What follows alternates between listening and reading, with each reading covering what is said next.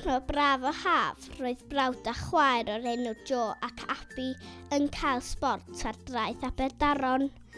Roedd hi'n ddiwrnod chwilboeth. Roedd Joe ac Abby wedi chwysu chwartia. Cafodd Abby syniad penny gamp o fynd i'r siop hufen iâ. Cytunodd Joe fod hyn yn syniad gwych.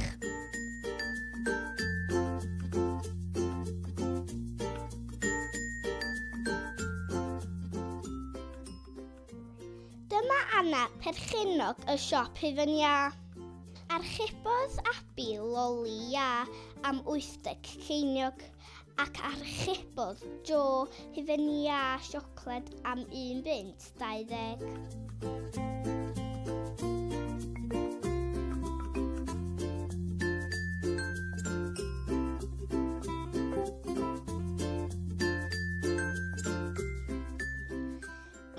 Blasus, dyma Harry, bobl bach. Beth sydd wedi digwydd i Abby a Joe? I ffwrdd â Harry brynu hufen iâ siocled. Mae Harry yn mwynhau ei hufen iâ ac yn ymuno efo Joe ac Abby. Mae'r hufen iâ siocled wedi gwneud i Harry a Joe dawnsio'n wirion ac mae'r loli iâ wedi rhewi Abby.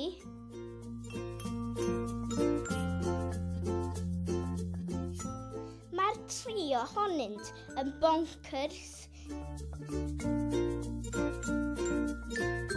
I ffwrdd â nhw am y traeth, mae Anna mewn penbleth.